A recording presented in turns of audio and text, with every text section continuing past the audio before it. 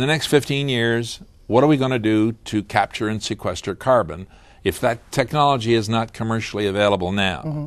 In the meantime, this is where I mean the economics come in, Beth. In the meantime, the costs of solar energy and wind energy are coming down, while the sequestration is adding cost and the cost of coal is going up. And I refer to it in talks, I say there's going to be a collision of these two economic curves. Where's that collision? Is there going to be a day when solar is cheaper than coal? Well, everyone there at the meeting yesterday said, oh, it'll never happen. Well, the Spanish have already said we're going to be competitive with coal in 2012 with a huge solar plant they've just built. So what I'm saying is the economics are the major force here. And I'm concerned about West Virginia, and the governor and I have talked about this, of having a diverse energy plan. If we are an energy state exporting energy, then any good corporation, mine included, and I think he's saying would be the same diverse. thing, aren't you? Aren't you saying the same thing? I think I am saying the same thing. I think Allan and I have a lot more common ground than we realize.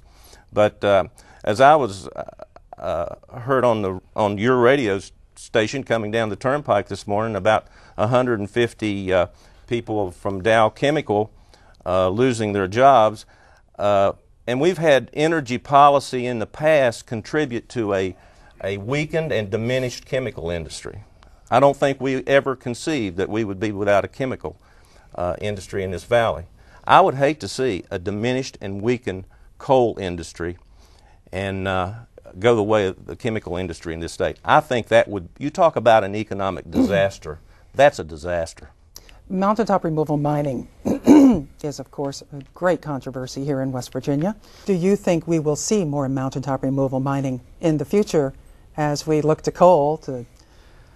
Well, I absolutely hope we see more mountaintop removal mining. I mean, this might be a strange twist as you hear the media and a loud vocal group decry about mountaintop mining, but I absolutely reject the charges against mountaintop removal mining as blowing off the tops of mountains and covering up streams and destroying our ecosystems. That is the most mischaracterized and oversimplified view of a very regulated and complex engineering process as I've ever heard. And if we're talking about the coal industry in West Virginia, it has to include mountaintop removal mining in a responsible environmental way. And I contend that it is done in a very responsible and environmental way. And of course, we don't have time to take all of that justification and defense point by point. But I could do that given time. I'll give you a little bit of time to talk about mountaintop removal mining. Well, I agree with Roger. It's a very, very complex subject, and it's in the courts, and it's, and so on. So, I mean, I've seen some pretty devastating things, and I've heard people talk about graveyards being bulldozed, and I've had water presented to us at the Public Energy Authority. A lady came and presented water that was horribly poisoned.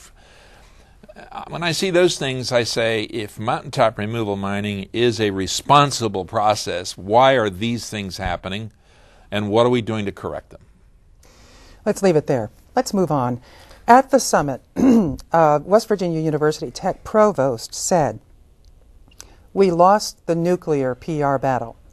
We can't afford to lose the coal PR battle." Mr. Tweddle, what do you think of that statement? We lost the nuclear battle. We can't afford to lose the coal PR battle. Well, from an economic development standpoint, and because the coal industry is an enormous economic engine in this state, Charles Bayless is absolutely right. And I have great respect for him, and I work with him very closely on several things. So, he's right. If the coal industry is going to survive and be an engine here, and I'm sure it is, I mean, for many, many years, then it's got to deal with this. Mr. Lilly, do you really think the coal industry is going to go the way of the nuclear industry? I think coal is, with what problems it has, is the fastest fix. The technical issues with coal, we can fix them faster than we will be able to develop nuclear or even to bring solar and renewables up to the level of scalability. I'll give you, my daughter lived in Manhattan in New York. Manhattan is an area of 22 square miles. It has 68,000 people per square mile. Boone County is 500 square miles.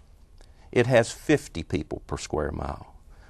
We have an obligation to a greater good for the people. We export 70% of our coal. We have to provide electricity and power for this country, for our urban brothers and sisters. We have a great responsibility here in West Virginia, and we can't let that go. Mr. Tweddle, you've participated in Al Gore's climate change project to give PowerPoint presentations on this issue. If you could give us a very brief synopsis of what your presentation would be, what is it? It simply reports the science and the observations around the world of all the scientists about what's happening, and then looks at what it's going to take to slow down, reverse, and stop global warming. Mr. Lilly, you're in coal marketing. What would be your brief message about coal? Well, coal is our bridge to the future. We can manage coal, we can manage carbon, and we can solve this problem. We're, as in West Virginia say, they ain't no hill for a climber. So we can solve this problem. Coal will be the solution to climate change, not the problem of climate change. We can do it.